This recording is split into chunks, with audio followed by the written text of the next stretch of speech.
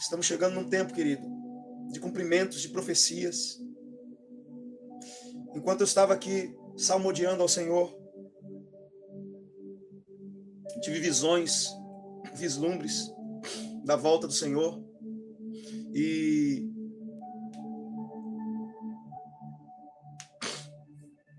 por último, né, a última visão que eu tive agora, eu vi um momento em que nossos filhos não eram mais aceitos nas escolas e em universidades. Eu via nossos filhos sendo literalmente expulsos de universidades. E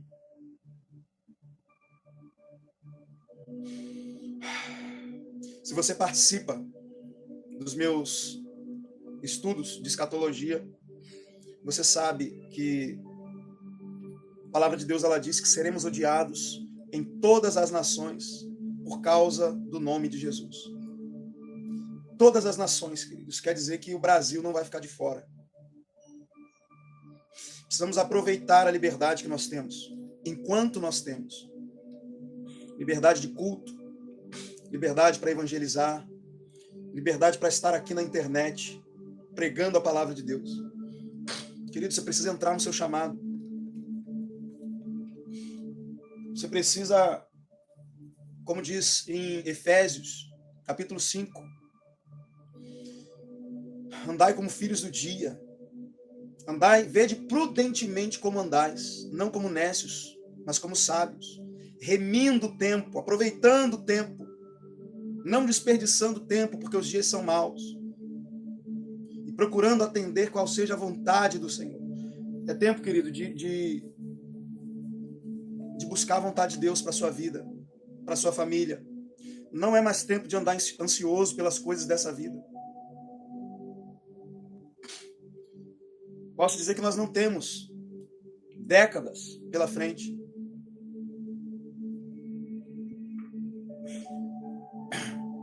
A palavra de Deus diz em Hebreus, abre Hebreus, por favor, Hebreus capítulo 11. Hebreus 11.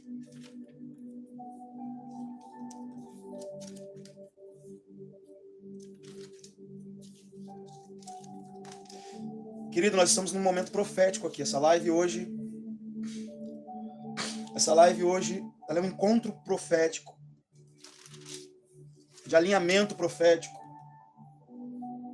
onde Deus quer tirar você, tirar a sua mente das ansiedades da vida, das preocupações desse mundo, que sufocam a semente. E Deus quer mergulhar você numa consciência profética, para que você não seja uma pessoa normal, para que você não seja uma pessoa que está preocupada com o que as outras pessoas estão preocupadas, que está ansioso com o que as pessoas estão ansiosas, mas que você seja uma pessoa que esteja ansioso por aquilo que você deve estar ansioso. Ansioso pela volta do Senhor. Alguém capaz de discernir os tempos e as estações. Tenho visto pessoas preocupadas com o país, preocupadas com o governo, preocupadas com as coisas que estão acontecendo no mundo. Querido, quando Jesus falou para os seus discípulos, ali no Sermão da Montanha, no sermão profético, em Mateus 24, sobre os acontecimentos que precederiam sua vinda, em todo momento Jesus falou, olha, não vos assusteis, não vos assusteis. Então, querido, profecias, anúncios escatológicos, não existem na Bíblia para que você se assuste com eles, para que você se apavore com eles. Muito pelo contrário.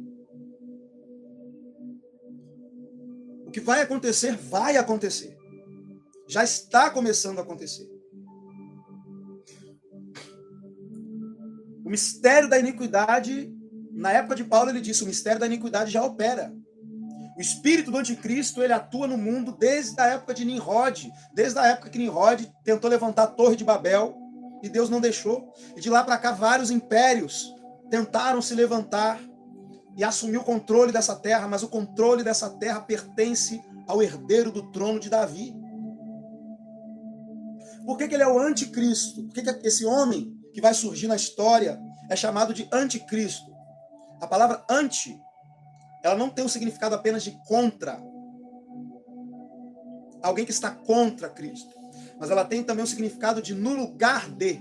É alguém que quer assumir o lugar de Jesus. Então, qual é o lugar de Jesus? O lugar de Jesus é sentar no trono de Davi, em Jerusalém, de onde ele vai reger todas as nações da terra com vara de ferro. A palavra de Deus diz que de Sião sairá a lei que vai reger as nações. Quando a 7ª trombeta tocar, a palavra de Deus ela diz que os reinos do mundo serão passados para as mãos do Messias, de Yeshua, Jesus Cristo. Então o que o anticristo ele vai fazer? O que Satanás sempre tentou fazer? Todos os impérios que se levantou, que invadiu Jerusalém, que levou os hebreus cativos. O que eram esses grandes impérios? Império egípcio, Império Medo-Persa, Império Grego, Império Romano, Império Babilônico, Império Assírio. E o que é esse último império que vai se levantar? Que são 10 nações que vão se unir agora, daqui a pouco, em algum momento. Talvez não esse ano, não ano que vem, mas com certeza, querido, também não são décadas à nossa frente.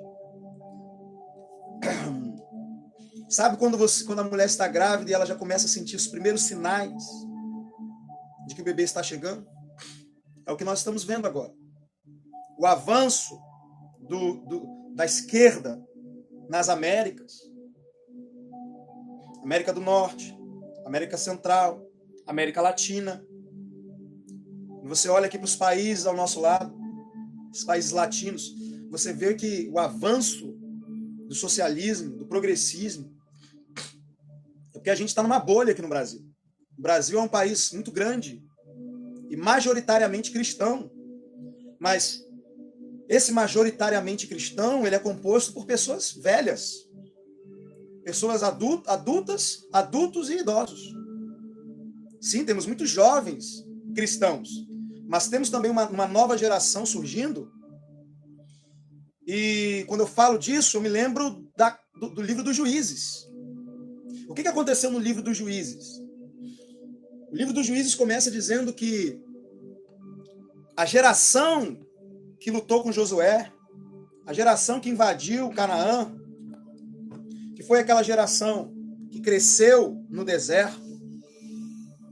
Alguns saíram do Egito, eram crianças, cresceram no deserto.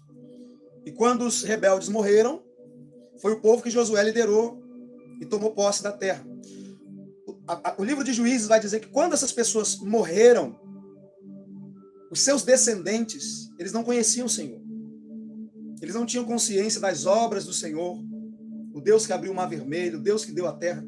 Então eles se corromperam e começaram a adorar os deuses daqueles povos. Então quantos filhos de crente hoje já não se tornaram ateus depois que entraram na faculdade? Quantos filhos de crente hoje já não odeiam o evangelho? Odeiam até mesmo seus pais. Crianças que estavam na igreja. Alguns foram até batizados com o Espírito Santo, falaram em línguas, na infância ou na adolescência, e hoje não creem mais em Deus, hoje tem raiva da igreja, raiva do evangelho. E foi isso que aconteceu durante o tempo dos juízes. Por quê? Porque aqueles pais guerreiros que tomaram posse da terra, eles não conseguiram transmitir para os seus filhos a fé que eles viviam.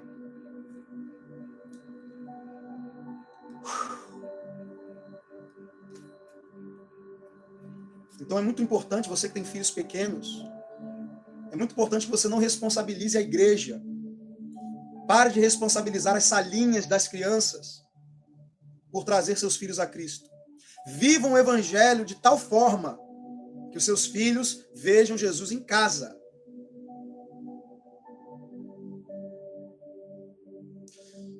Os nossos filhos precisam ver Cristo em nós. É assim que eles vão conhecer Jesus. Olhe para Abraão, Isaac e Jacó. Você tem 3 gerações de servos de Deus aí. O que Abraão fez que levou Isaac a também andar com Deus e a também servir a Deus? O que Isaac fez que levou Jacó também a andar nas mesmas pisadas de Isaac? Ainda que Jacó cometeu erros, mas até os erros que Jacó cometeu era porque ele desejava a bênção de Deus. Então, fé ele tinha. Jacó tinha fé. Ele tentou tomar posse das bênçãos de Deus de forma errada, mas ele cria em Deus, e Deus o corrigiu. Então, o que esses homens viveram que fez com que seus filhos caminhassem na mesma pegada, né? Na mesma fé, crendo nas promessas? Quando Jacó ele vai falar de Deus, ele fala: o Deus do meu pai Abraão, o temor de Isaac. Ele não diz o Deus de Isaac, ele chama Deus de temor de Isaac. Por que Jacó chamava Deus o temor de Isaac? Porque provavelmente Isaac era alguém extremamente temente a Deus. Então, quando Jacó lembrava do relacionamento que o seu pai Isaac tinha com Deus, a palavra que vinha na mente dele era temor. Meu pai temia a Deus.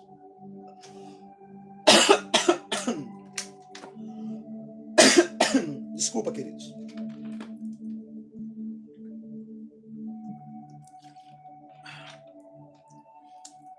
E os meus filhos? Quando meus filhos pensarem no meu Deus.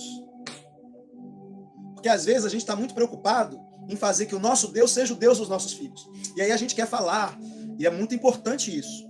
Presta atenção, não me interprete mal. É muito importante você falar de Deus para os seus filhos. Você ensinar a palavra para os seus filhos. O meu filho mais velho aqui, está aqui dormindo ainda do meu lado aqui. Se você sentar com ele, ele te dá uma aula de escatologia. Ele fala para você quem é o anticristo, o que o anticristo vai fazer. Ele vai falar para você que Jesus vai voltar, vai matar o anticristo, vai sentar no trono e a gente vai ganhar um corpo novo e vamos reinar com Cristo. Tudo isso ele sabe. Agora, mais importante do que os meus filhos conhecerem a Deus, é importante eles conhecerem o Deus do pai deles. Toda vez você vai ver Jacó e Isaac falar: o Deus do meu pai Abraão, o Deus do meu pai Isaac. José, quando chega no Egito, ele diz: o Deus do meu pai Abraão, do meu pai Isaac e do meu pai Jacó. Por que esses homens falavam assim? O Deus do meu pai. É porque a referência, antes deles começarem a ter o seu próprio relacionamento com Deus, a referência deles era o relacionamento que o pai deles tinha com Deus. Eles olhavam e falavam: cara, o meu pai é um cara que ouve a voz de Deus. O meu pai é um cara que ele fala: vai acontecer isso, e acontece. O meu pai é um cara que ora. E aqui você, por favor, eu estou falando meu pai porque eu estou usando o exemplo de Abraão, Isaac e Jacó. Mas você que é mãe, interprete isso. Tá bom? Que o seu filho diga: minha mãe é uma mulher santa. Minha mãe é uma mulher temente a Deus.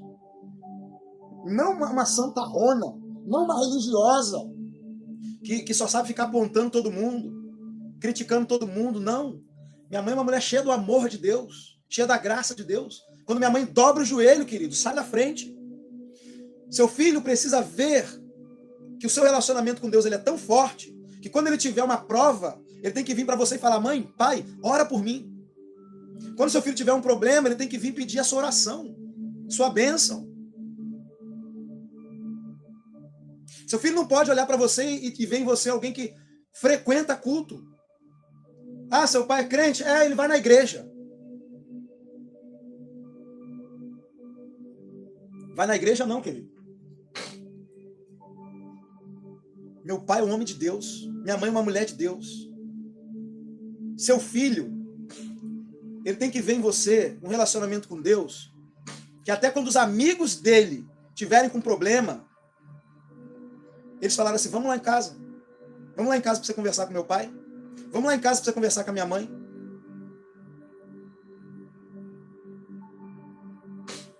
Eu falei para você que essa era uma live profética. que era um encontro profético.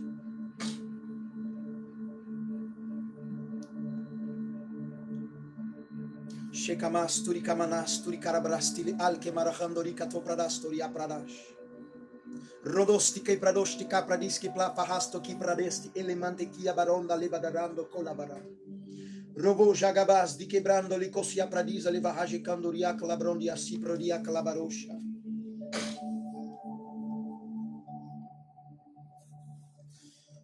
Amém, queridos? Vamos ler Hebreus. Hebreus, capítulo 11. Danilo, para que serve a escatologia? Né?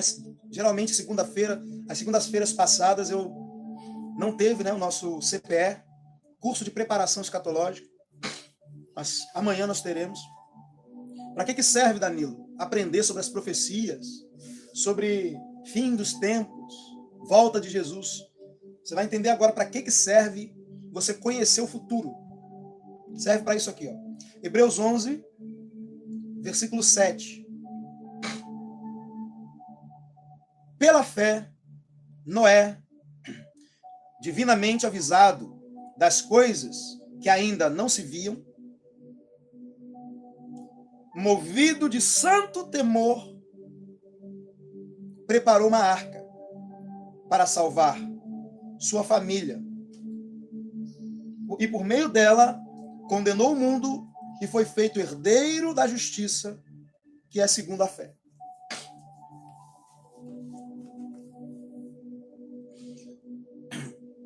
Noé, divinamente avisado de coisas que ainda não se viam, foi movido de um santo temor e construiu uma arca. Para que serve eu ter uma consciência profética, uma consciência de futuro? Serve, querido, para que você foque naquilo que você precisa focar. Porque se Noé não tivesse tido a revelação do dilúvio, que o dilúvio viria no seu tempo, e que ele precisava construir uma arca. Tem muita gente aí estudando escatologia sem o Espírito Santo. Deixa eu chegar mais para cá. Deixa eu chegar mais para cá para eu falar um pouquinho mais baixo, porque a minha voz está, minha garganta já está começando a ficar irritada.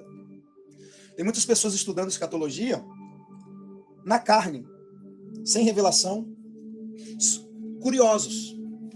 curiosos na internet, canais de YouTube com pessoas curiosas e pessoas curiosas assistindo por curiosidade. E aí você vai encontrar essas pessoas estudando e descobrindo algumas coisas sobre o fim dos tempos. E o que essas pessoas fazem com aquilo que elas descobrem? Elas vão, largam seus empregos e vão para um sítio, morar no sítio, guardar comida e ficar se preparando para a grande tribulação. E eu tô rindo, irmãos, porque essas pessoas, elas chegam ao ponto de gravar vídeo. Elas vão para um sítio, mas elas têm internet lá no sítio. Elas gravam vídeo ensinando como sobreviver na grande tribulação. Aí eu me pergunto, essa pessoa já passou por uma grande tribulação para ela ensinar como passar pela grande tribulação? E outra, ela está indo fazer o que no sítio? Ela está indo se esconder do anticristo? Se ela está indo se esconder do anticristo, por que ela está gravando vídeo? Gravando vídeo que vai ficar aqui na internet, mostrando para todo mundo onde ela está.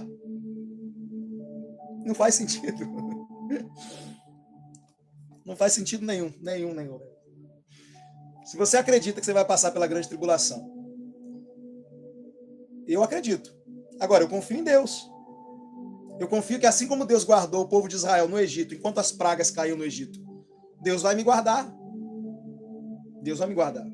E se eu tiver que morrer decapitado por pregar o evangelho durante a grande tribulação, eu quero morrer mesmo. Agradável é ao Senhor a morte dos seus santos. Paulo disse aos Filipenses: a vós foi concedida a graça de não apenas crer, mas padecer pelo nome do Senhor. Morrer pelo evangelho não é um prejuízo, querido. Morrer pelo evangelho É um privilégio. Você precisa ser encontrado digno de padecer por esse nome. Agora, não é porque eu creio que o pré-tribulacionismo está errado e que eu vou passar pela grande tribulação, ou os meus filhos, é que eu vou ficar aqui na carne, me preparando na carne para passar por isso. Guardando comida. Ah, pelo amor de Deus, querido. O Deus que eu sirvo é o Deus que faz pão cair do céu. Corvo trazer pão e carne. É o Deus que usa viúvas para sustentar profetas. Eu vou ficar guardando comida? De vez em quando eu recebo uns vídeos aqui no WhatsApp. Estoque comida. Estocar comida aqui. Ah, mas Deus mandou José estocar comida. Então, quando eu ver um José ser levantado por Deus, um profeta de Deus, que eu reconheço como profeta de Deus, cheio do Espírito Santo, dizendo que é para estocar comida, talvez eu pense se eu vou estocar comida. Agora, esses avisozinhos aí de internet, poxa, eu oro todo dia. Eu oro todos os dias. E aí eu vou começar a estocar comida porque recebi um link na internet que vai ter uma fome aí no mundo. Tá acabando arroz, tá acabando soja. E o maná no céu, tá acabando também? Tá em falta? Maná no céu? Anjo trazendo comida, igual trouxe para Elias. Tá em falta de anjo? Por que você acha que quando Jesus voltar, diz que ele vai juntar as nações diante dele? E ali não são os cristãos, são as nações. E ele vai separar os bodes das ovelhas. A ovelha não é o crente, Danilo? Não, porque quando Jesus sentar no trono, a igreja já terá sido glorificada. Jesus não vai botar a igreja na frente dele para separar bode e ovelha. Os bodes e as ovelhas já terão sido separados no arrebatamento, na glorificação, na ressurreição. Quem tiver o Espírito Santo vai ter sido arrebatado. Quem tiver o Espírito Santo vai ser glorificado. Quem tiver o Espírito Santo vai ressuscitar. Quando Jesus sentar no trono, ele não vai separar bode de ovelha da igreja. Ali está escrito bem claro. Ele vai reunir as nações diante dele. E ele vai julgar as nações. E qual vai ser o julgamento? Tive fome, não me deste de comer. Tive sede, não me deste de beber. Estive nu e não me vestisse. Aí essas pessoas vão perguntar, Senhor, quando foi que eu te vi com fome e não te dei comida? Quando foi que eu te vi com sede e não te dei água? Você acha que um cristão vai perguntar isso para Jesus? Aí ele diz para o outro grupo das ovelhas, bendito, vinde, amados de meu Pai, para o reino que vos está preparado. Porque tive fome e me deste de comer, tive sede e me deste de beber. Aí esses também vão perguntar, quando, Senhor, que te vimos com fome, com sede, com frio, preso? Você acha que um crente vai perguntar isso para Jesus? Claro que não. Você, quando dá um prato de comida para alguém, você não sabe muito bem o que você está fazendo? Mas essas pessoas para quem Jesus vai falar isso, pode deitar, filho. Vai esperar o papai terminar lá, tá?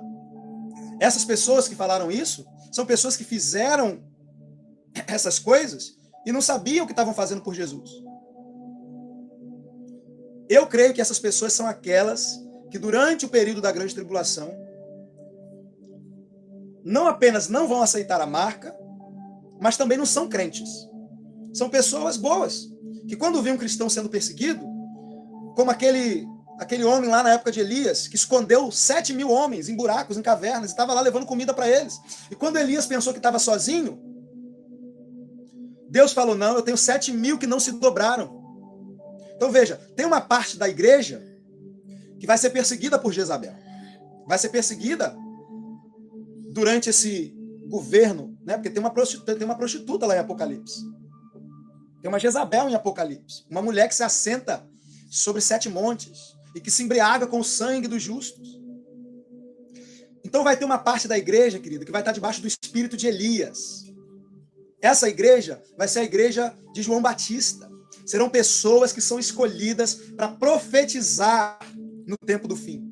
E assim como João Batista perdeu a cabeça, essas pessoas irão perder suas cabeças também. Mas vai ter um grupo que vai ser guardado. Vai ter um grupo que vai ser protegido. Em Apocalipse 12 fala de uma mulher que é levada ao deserto para ser sustentada por 3 anos e meio. Você tem 2 igrejas nas 7 igrejas do início de Apocalipse. A igreja de Esmirna e a igreja de Filadélfia. A igreja de Esmirna, Jesus diz, ser fiel até a morte e dar-te-ei a coroa da vida. Mas para a igreja de Filadélfia, Jesus diz, porque guardastes a palavra da minha perseverança, eu te guardarei da hora da angústia. da hora da tentação. Então tem uma igreja que vai ter que ser fiel até a morte e tem uma igreja que vai ser guardada. Amém? Aí as pessoas pegam essa igreja de Filadélfia e falam, Jesus vai arrebatar a igreja antes da tribulação. E a igreja de Esmirna? E a igreja que vai ter que ser fiel até a morte? São duas igrejas. Então a revelação não é que... Quando Jesus fala, eu vou te guardar, ele não fala, eu vou te arrebatar. Mesmo porque o arrebatamento ele acontece junto com a ressurreição.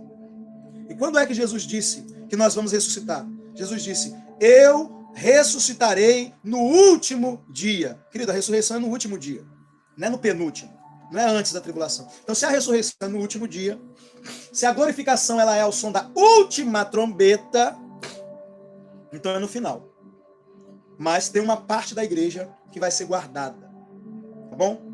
Essa parte da igreja que vai ser guardada, ela vai ser guardada sobrenaturalmente. A mulher ela é elevada ao deserto. A Bíblia diz, foi dada à mulher asas como da águia, para fugir da vista da serpente. Então esses são os crentes que vão ser guardados. E aí, assim como teve aquele homem que cuidou dessas pessoas, desses 7.000 que não se dobraram, ficaram escondidos, e esse homem levava comida para eles. Assim como Elias, durante 3 anos e meio, experimentou corvos trazendo comida para ele, experimentou uma viúva que não tinha nada. Por que ela não tinha nada? Porque ela também, prefigurando pessoas na grande tribulação, representa uma pessoa que também não aceitou a marca. Não aceitou a marca porque não concordava com que aquele império... Não, eu não sou crente, mas eu não concordo com esse negócio de ficar matando crente, matando judeu, não concordo com isso. Assim como na época de Hitler, tinha pessoas que não eram cristãs, não eram judias, eram até mesmo alemães, mas não concordavam com o que Hitler estava fazendo. E escondiam judeus, alimentavam judeus.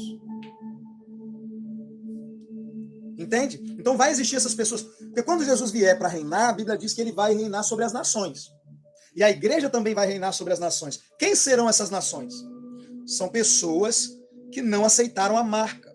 São pessoas, por isso que lá em Mateus 25 diz que ele vai reunir as nações diante dele, e aquelas pessoas que deram comida, que viram ele com sede e deram água, viram ele preso e visitaram, viram ele nu e vestiram, essas pessoas vão entrar no reino. Essas são as nações que vão entrar no reino.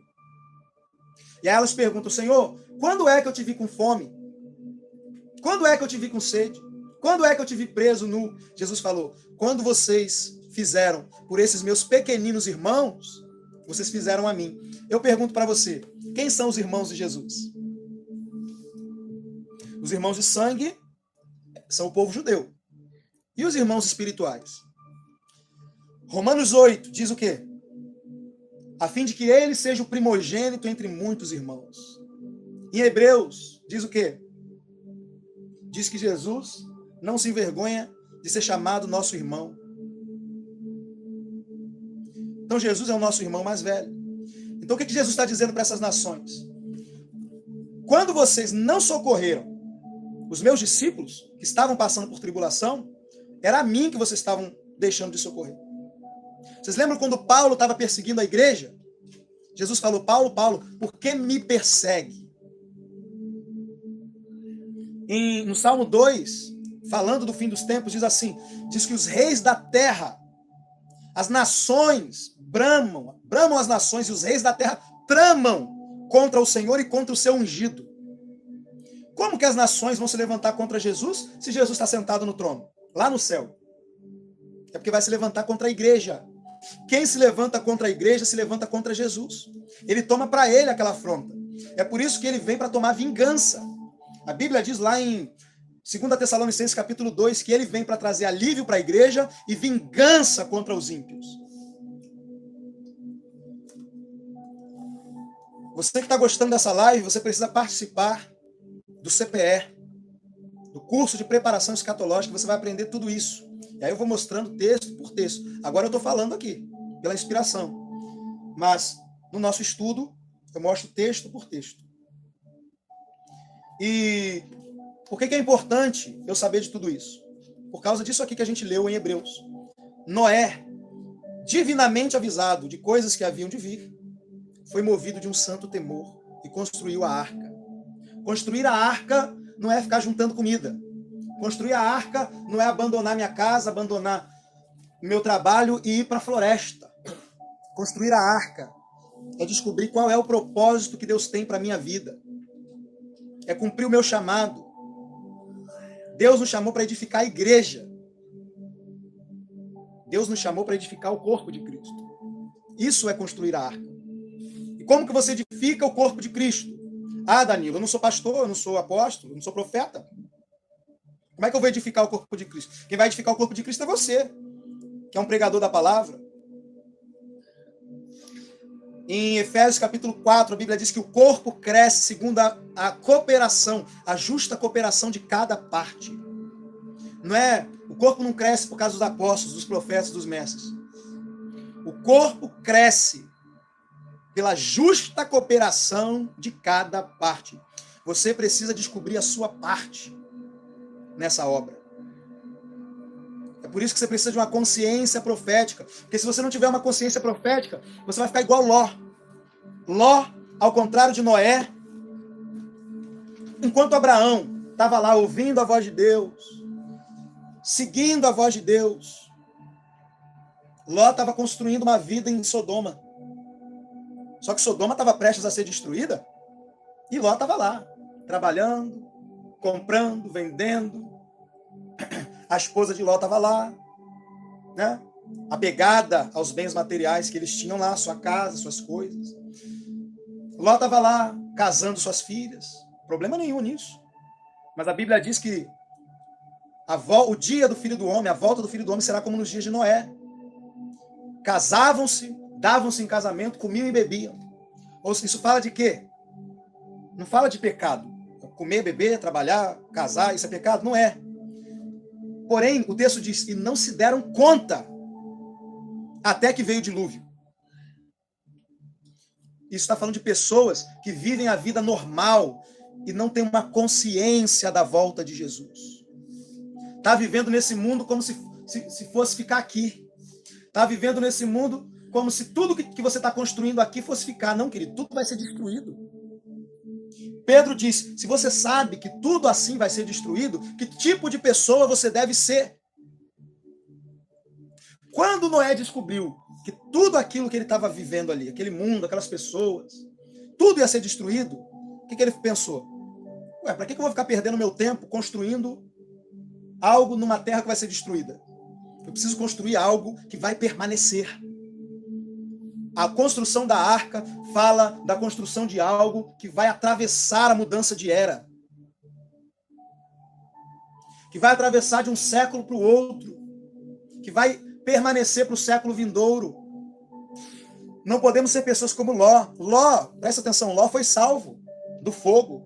Ló foi salvo na última hora. Perdeu a esposa. Perdeu os genros. Noé não. Noé salvou a esposa, salvou os filhos, salvou as noras. Por quê? Porque foi avisado antecipadamente.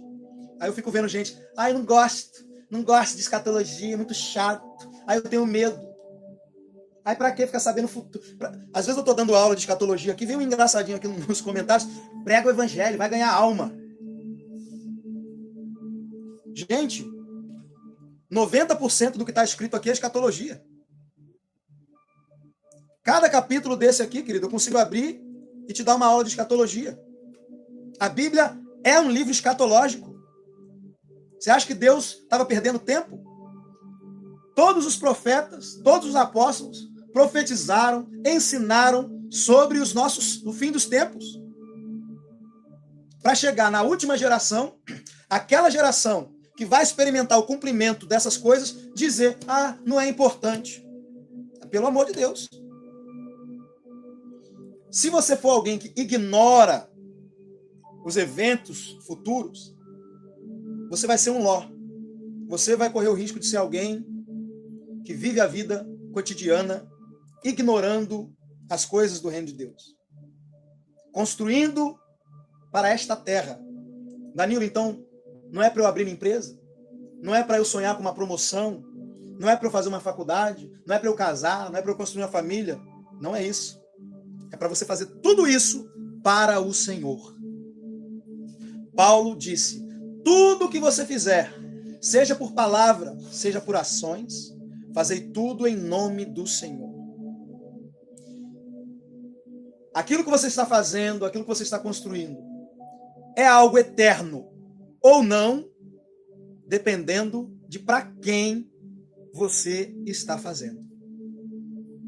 Se você está trabalhando só para ganhar dinheiro, sinto muito, querido. É palha, madeira e feno. Quando o dia do Senhor vier, vai ser queimado. Você vai ser salvo, mas suas obras vão ser queimadas. E ainda mais, te digo mais, por causa do espírito de Ló, de alguém que não vivia por algo maior, mas vivia uma vida terrena e babilônica e carnal, sua mulher estava debaixo de um espírito de materialismo. Sua esposa era apegada aos bens materiais. Por isso que na hora de largar tudo e fugir, ela olhou para trás e virou uma estátua de sal. E aí, meu querido? Se de repente, no seu trabalho, alguém disser, ó, quem for evangélico aqui, fala logo que eu não quero nenhum evangélico aqui no meu trabalho. E aí? Porque esse negócio de não poder comprar nem vender, de repente ele já vai começar dessa forma. Talvez você não vai ter uma marca agora, mas de repente daqui a pouco os cristãos vão começar a ser excluídos do mercado de trabalho. As crianças, os jovens na faculdade vão começar a ser excluídos. E aí você vai mentir? Você vai se dobrar diante da estátua de Nabucodonosor só para não ser lançado na fornalha ardente? Ou você vai bater no peito e dizer, sou crente sim. Ah, então vai embora. Vou embora. E vou viver do quê? Deus proverá. Então é tempo de você edificar a sua fé. Edifique a sua fé. Pare de viver uma vida natural. Pare de viver uma vida natural. Construa sua arca. Viva uma vida em que você possa dizer, o que eu estou fazendo, o que eu estou vivendo, vai permanecer quando Jesus vier. Amém, queridos?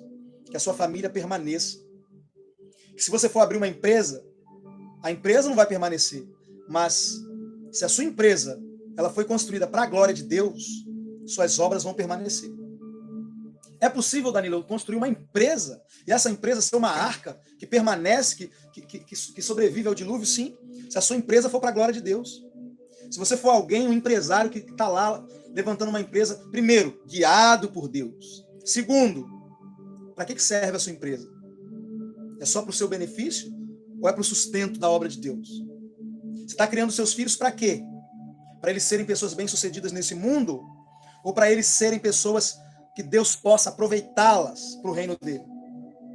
Às vezes a gente cria nossos filhos para, eu quero que meu filho seja um médico, quero que meu filho seja um doutor. Tudo bem, vamos supor que Deus mostre para você que esse é o plano dele na vida do seu filho. Mas que ele seja um médico do reino de Deus, que ele seja um professor do reino de Deus, alguém que Deus possa aproveitá-lo. Não crie seu filho só, você tem que ganhar dinheiro, filho. Você tem que estudar para ganhar dinheiro. Não, filho. Você tem que estudar para ser um médico, para ser um professor, porque Deus precisa de médicos. Deus precisa de professores. Mas e se seu filho, se Deus revelar para você que o que ele tem para o seu filho não é ser um médico, não é ser um professor. Se Deus revelar para você que o seu filho vai embora com 18 anos para o Afeganistão, pregar o evangelho, para um país onde ele pode ser morto. E aí, você está disposto a preparar o seu filho para ser um mártir? Você está disposto a preparar o seu filho para morrer para o evangelho? Para morrer pelo evangelho? Ou você está tão apegado ao seu filho é um ídolo para você, ou você ama seu filho mais do que o Senhor e você não é digno do Senhor. Ou você está tão carnal e natural. Não, Deus, escolhe o filho de outra pessoa. Você está maluco? O anjo disse para Zacarias, pai de João Batista, que eles teriam alegria em João Batista. Que João Batista traria muita alegria para Zacarias e para Isabel, os pais de João Batista. Porque ele seria grande diante do Senhor. E João Batista foi o quê, irmãos? Um profeta doido, que vestia pele de animal, comia mel e gafanhoto, que pregou durante 3 anos e meio. Olha aí os 3 anos e meio aí, ó. E depois foi decapitado. Imagina Zacarias. Nossa, Deus, que alegria, hein? Que alegria que esse meu filho trouxe. Teve um menino, viveu a vida toda no deserto, escondido, comendo mel, gafanhoto, vestindo roupa, pele de animal. Aí, quando eu pensei que Deus ia levantar o meu filho como um profeta, pregou 3 anos e meio, foi preso e depois decapitado. Ah, querido, ser grande para Deus é diferente de ser grande para o mundo. Você quer que seu filho seja grande? Você quer que ele seja grande nesse mundo ou você quer que ele seja grande no reino de Deus? Eu estou falando essas coisas aqui, tem gente já ficando assustado. Meu Deus, será que Deus pode escolher o meu filho para ser alguém que vai morrer pelo evangelho? Esse susto que você leva, esse medo, isso aí mostra como que você é carnal ainda. Como que você precisa fazer como está lá em Colossenses 3, pensar nas coisas que são lá do alto. Querido, esse mundo vai acabar. A Bíblia diz que se vivemos, se esperamos em Cristo somente para essa vida, se não temos uma consciência da vida eterna, somos os mais miseráveis dos homens. E tem pais que eles são especialistas em criar seus filhos para ganhar dinheiro, mas não criam seus filhos para perder a vida pelo evangelho.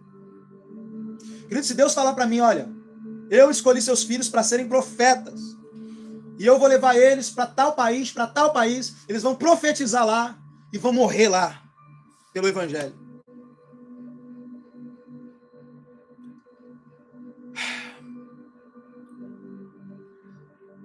Você vai considerar isso como, poxa, nossa, meu irmão foi privilegiado, porque Deus escolheu o filho dele para ser um grande empresário. Você acha, irmãos, que privilégio, o maior privilégio no reino de Deus é ser um mártir. É ser escolhido para padecer por esse nome. E Paulo diz que a nossa leve e momentânea tribulação produzem para nós um peso de glória. Quem mais padecer nessa vida é quem mais será glorificado no reino de Cristo. Vai haver posições no reino de Cristo. E eu não quero que meu filho seja um príncipe aqui nesse mundo. Eu quero que meu filho seja um rei no reino de Deus. Eu quero que meu filho seja grande no reino. E aí Jesus disse, quem quiser ser o maior, seja o menor. Quem quiser ganhar a vida, perdê-la-á. Quem perder a vida por amor de mim, achá-la-á. Precisamos voltar a esse estilo de pregação. Esse tipo de pregação que prepara pessoas para o sofrimento, para perder tudo. É muito bom pregações que te ensinam a ganhar tudo, a prosperar, a crescer. Glória a Deus. Eu quero prosperar para a glória de Deus. Mas se chegar um momento em que eu tiver que perder tudo, como a igreja primitiva, em vários momentos, as pessoas perdiam seus bens, seus negócios, por amor ao Senhor. Paulo disse o quê? Tudo aquilo que eu considerava como lucro, eu considerei como perda. E eu preferi perder tudo para ganhar Cristo. Amém, queridos?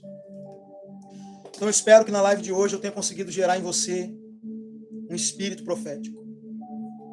Uma consciência de reino de Deus. Porque o reino de Deus está próximo.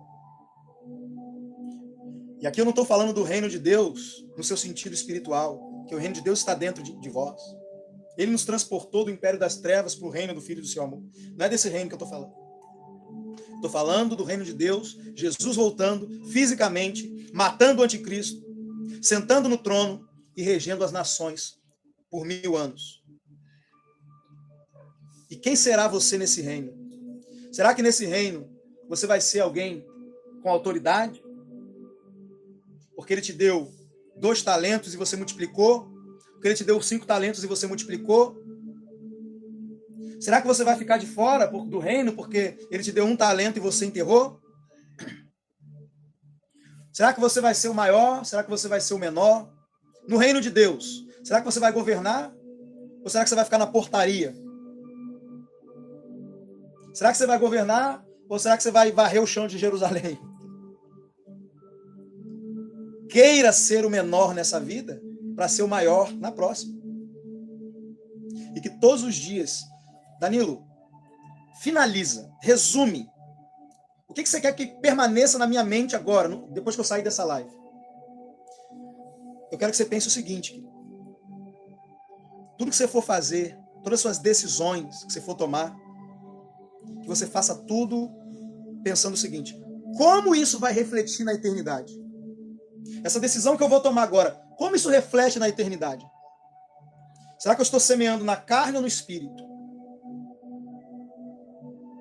Amém? Então é isso, queridos. É isso. Eu vou estar encerrando essa live dizendo para você, não seja um Ló. Não seja alguém construindo uma vida em Sodoma. Uma vida num lugar que está prestes a ser destruído. Seja um Noé. Alguém que está construindo uma arca, construindo uma vida que vai sobreviver ao dia do juízo e que vai entrar para a eternidade. Que tudo que você fizer nessa vida, você possa levar com você. Não o físico, mas aquilo que você fez e resultou em peso de glória. Amém, amados? Antes de encerrar, quero dizer para você que não é inscrito nesse canal, se inscreva, ative o sininho das notificações, deixe o seu like, o seu comentário. Aqui embaixo na descrição do vídeo tem o número do meu Pix, se você quiser semear. Tem também o meu número de WhatsApp, para você que quer ser discipulado. Vou te colocar para participar dos grupos, vou te aconselhar, vou te ensinar, vou servir vocês. Essa é a arca que Deus me deu para construir. Minha arca é servir vocês com as revelações da palavra de Deus, com os ensinos do Senhor. E eu tenho feito isso todos os dias, aqui no canal e também no WhatsApp. Então você quer estar comigo no WhatsApp, pega aqui embaixo o número do meu WhatsApp e me chama, tá bom? Para você fazer parte dos nossos grupos. Quero também orar agora, antes de encerrar a live, por todas aquelas pessoas que têm semeado, você que ainda não se posicionou, que você semeie com essa consciência da live de hoje. Que cada semente sua é algo que está ficando para a eternidade. Sim, você vai colher nessa vida. Vai colher. Mas muito mais do que isso. Você está semeando no ministério que está edificando o corpo de Cristo. O dia que eu estiver diante do tribunal de Cristo para receber o meu galardão por tudo que eu tiver feito ministerialmente, eu vou olhar para o lado e cada mantenedor do meu ministério, cada pessoa que semeou, vai estar ali do meu lado para receber a recompensa junto comigo, porque você esteve junto comigo nessa missão. No reino de Deus, um vai, o outro envia. Mas tanto o que vai, quanto aquele que envia, ambos serão recompensados pelo Senhor.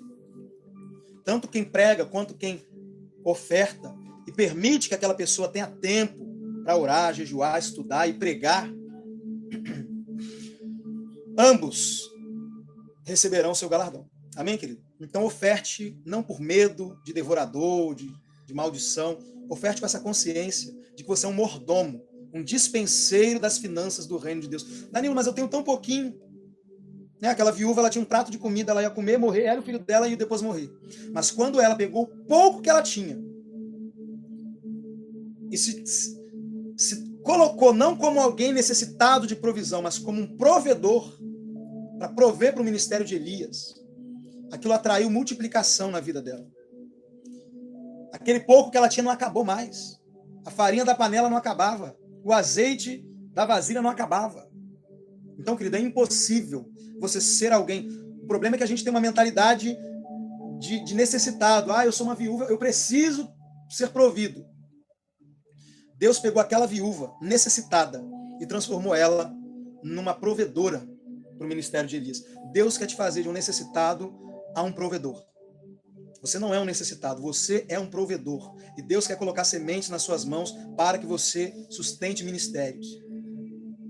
Basta você atender a esse chamado. Jamais você vai semear na vida de um homem de Deus. Jamais. E você vai olhar para trás e Deus vai te deixar em falta. Jamais. Porque Deus é fiel. Deus é fiel. Não tenha medo da falta. O maior sentimento que impede as pessoas de ofertar, e eu falo por mim, que eu já tive dificuldade para ofertar, é o medo da falta. Não tenha medo, o Senhor é o seu pastor e nada te faltará. Segundo suas riquezas em glória, Ele vai suprir todas as suas necessidades. Amém, queridos? Então eu quero orar por todos aqueles que já têm ofertado, você que ainda vai ofertar, se coloque nesse lugar de mantenedor do reino de Deus. Eu quero orar por você, Pai. Eu oro agora em nome de Jesus por todos os ofertantes, todos os mordomos, Senhor, a quem o Senhor tem confiado as tuas sementes. Pai, eu oro em nome de Jesus, Senhor, para que o Senhor faça chegar chuvas de oportunidade, portas abertas, ideias, pensamentos que conduzem à abundância. Senhor, Que essa pessoa venha ter ideias, Pai, de fazer algo com as mãos dela e ver a tua bênção, fazê-la prosperar no que ela põe as mãos para fazer. Senhor, tudo aquilo que tem amarrado o negócio dessa pessoa, todos aqueles espíritos imundos que têm fechado portas, eu dou ordem agora em nome de Jesus. Solte as finanças dessa pessoa agora em nome de Jesus. Eu declaro portas abertas. Eu declaro milagres sobrenaturais de provisão acontecendo. Clientes e mais clientes e mais clientes e mais clientes chegando. Oh, aleluia! Uma unção de rompimento na área das finanças seja liberada sobre você agora em nome de Jesus.